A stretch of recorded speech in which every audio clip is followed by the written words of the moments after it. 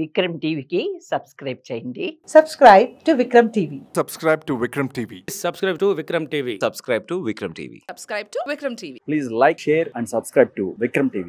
డెమోక్రసీలా అందరికీ హక్కు ఉంటుంది. మా పార్టీ హైకమాండ్ డైరెక్షన్ ప్రకారంగానే ఈ కార్యక్రమంలో పాల్గొంటున్నాము. మా కాంగ్రెస్ పార్టీకి సంబంధించిన ఈ ధర్నా కూడా మేము చేసేది కారణం ఏంటంటే ఏది ఏమైనా కానీ అందరికీ అవకాశం ఇవ్వాలి, మాట్లాడి ఉన్న సమస్యలను పరిశీలించి దాన్ని ఏ రూపంగా దానికి ఒక ఒపీనియన్ వస్తుందో అనేది కేంద్ర సర్కార్కి మేము ఇక్కడ ఈ ధర్నా చేసి ఒక మెసేజ్ ఇవ్వదలుచుకున్నాం.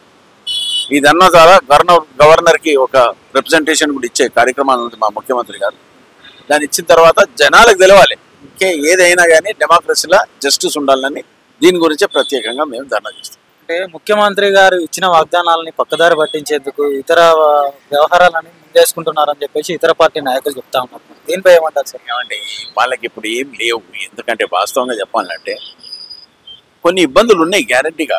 ఏంది గవర్నమెంట్కి ఇబ్బందులు ఏంది? Financial crunch. అది జనాలకు అది అపోజిషన్ పార్టీలు అందరికీ తెలుసు ఫైనాన్షియల్ క్రంచ్ ఉందని. కానీ ఏం చేయాలి? జనాలు తప్పుదారి చూపించాలనే ఒక కార్యక్రమాల్లో ఉండా వాళ్ళు బేసిక్గా మాట్లాడుతున్నారు. మా ఉప ముఖ్యమంత్రి గారు వెరీ క్లియర్గా చెప్పారు, ఈ ఫైనాన్షియల్ మ్యాటర్స్ గురించి అసెంబ్లీలో చర్చిస్తాం. చర్చ అయినాక దాని గురించి ఉన్న పరిణామాలు కూడా ఆయన మంచిగా వివరంగా చెప్తున్నారు. అంటే పథకాల గురించి అడిగితే పార్టీలో బడ్జెట్ లేదు అంటున్నారు. మరి ఈ రాష్ట్ర బడ్జెట్ అంతా ఇతర పార్టీ కాంగ్రెస్ పార్టీ రాష్ట్రాల గిట జారగొడుతున్నారని చెప్పేసి కొన్ని ఇది ఫేక్ ఆర్టిఫిషియల్ ఇన్ఫర్మేషన్. ఇది అబ్సల్యూట్లీ రాంగ్. అది హౌ ఇస్ ఇట్ పాసిబుల్? ఇప్పుడు వేరే రాష్ట్రాలకు పంపించే అవకాశం ఏమి? ఆల్రెడీ డబ్బులు ఎలా తీసుకురావాలని దాని గురించి ఆలోచనలు ఉన్నాం. కానీ వేరే వాళ్ళకి పంచిపెట్టడానికి మాకు ఏడే డబ్బులు అని ఇవన్నీ ఇది ఉట్టి రాంగ్ ప్రొపగండా. అంటే ఇతర పార్టీ నాయకులు దాన్ని కొన్ని వ్యాపారాలు అయితే చేస్తూ ఉన్నారు. దేని గురించి అంటే ఈ బడ్జెట్ గురించి బడ్జెట్ లేదని చెప్తా ఉన్నారు. బడ్జెట్ లేదని ఇంతకుముందు మేము ప్రభుత్వంలో ఉన్నప్పుడు కూడా బడ్జెట్ లేనప్పుడు కూడా అన్ని పథకాలు అందించాం. చేసిన అప్పులకే కదా ఇలా కడుతున్నాం మెత్తి. మీరు చేసిన అప్పులకి ఇలా మెత్తి కడుతున్నాము. మెత్తి కట్టిన తర్వాత కూడా ఎంత డబ్బు ఉందో ఏ రూపంగా మేము గ్యారెంటీలను అమలు చేయాలో అనే దాని ప్లానింగ్తోనే పోతున్నాం. కానీ ఎవరిని ముంచనీకే కాదు, ఎవరిని ఇబ్బంది పెట్టనీకే కాదు. మా సోనియమ్మ తల్లి రేవంత్ గారు ఇచ్చిన గ్యారెంటీలనే అమలు చేస్తాము. పక్కా దాని సక్సెస్ అవుతుంది. అంటే మరి ఇచ్చిన వాగ్దానాలు ఎందుకు అమలు చేయకపోతున్నారు అంటే కొంచెం టైం పడుతుంది. మాకు ప్రజలు ఇచ్చిన ఆశీర్వాదము 5 ఏళ్ల వరకు ఉంది. 6 నెలల్లోనే 6 గ్యారెంటీలు అమలు చేస్తా అన్నారు కదా రేవంత్ రెడ్డి గారు. మరి 6 నెలలు కాస్త సంవత్సరం అయిపోతా ఉంది, ఇంకా అమలు అయితే కావట్లేదు అని చెప్పేసి ప్రజలు అంటా ఉన్నారు. అన్న కదా, ప్రజలలో ఉంటుంది, కొంచెం టైం పడుతుంది. బహుశా ఈ ఫిబ్రవరి మార్చ్ లోపల బడ్జెట్ క్రియేషన్ అవుతుంది. అంత లోపల దాన్ని ఇక్కడేనో ప్రజాస్వామ్యంలా జనాలు అడిగినంత తొందరగా మేము ఇప్పటిదాకా 5 గ్యారెంటీలు అమలు చేసింది, ఒక్క గ్యారెంటీ మిగిలింది. అవన్నీ కూడా చేసే కార్యక్రమంలో ఉన్నాం. We are under the process. ఆ ప్రాసెస్ లో కొంచెం టైం పడుతుంది. అంటే రేవంత్ రెడ్డి గారు త్వరలోనే ఎస్సీ వర్గీకరణ చేస్తామని చెప్పేసి అంటున్నారు కదా, మరి దీనిపై ఏం మాట్లాడుతున్నారు? ఇక బాబు, వర్గీకరణ గురించి తీర్పు వచ్చింది. దాని తర్వాత ఆ తీర్పుని ఎట్లా అమలు చేయాలో, ఎందుకంటే బేసిక్గా ఆయన తీసుకున్న స్టాండు డెమోక్రాటిక్ ప్రకారంగా ఎట్లా ముంగడపోతే బాగుంటుందా అని ఆయన చర్చిస్తుండు. ఒక కమిటీని కూడా ఫామ్ చేసిండు.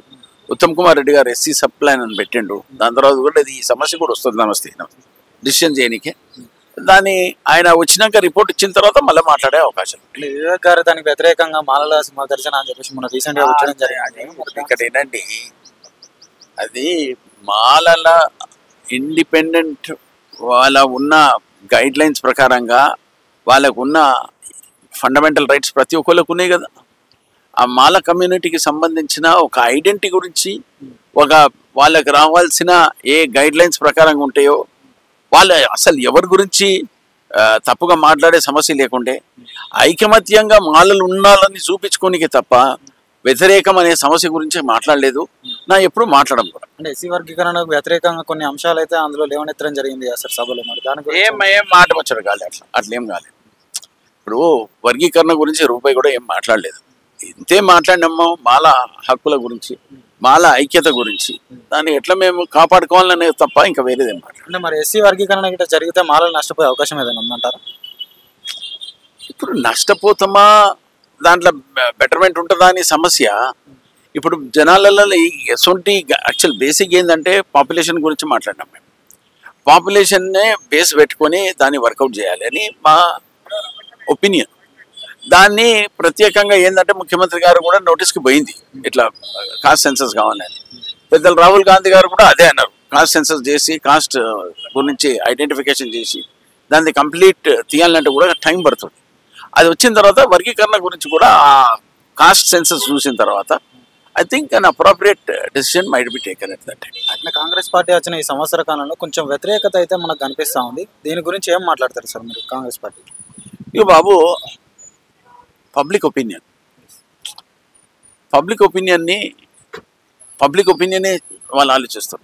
ఇటువంటి వ్యతిరేకత ఫేవరు అనే సమస్య ఏ ప్రజాస్వామ్యంలో అయినా కానీ కొన్ని పనులు అయితే కొన్ని కావు, కొన్ని కానప్పుడు ఈ వ్యతిరేకత స్టార్ట్ అవుతుంది. కొంచెం దాన్ని ఎట్లా తొందరగా కరెక్ట్ చేసుకోవాలన్నా, ఏ రూపంగా క్లారిటీ తీసుకొని దాన్ని పక్కా చేసుకోవాలన్నా అనే సమస్య మీదకెళ్ళి దాన్ని చాలా వర్కౌట్ అవుతుంది. Will get a right appropriate answer shortly.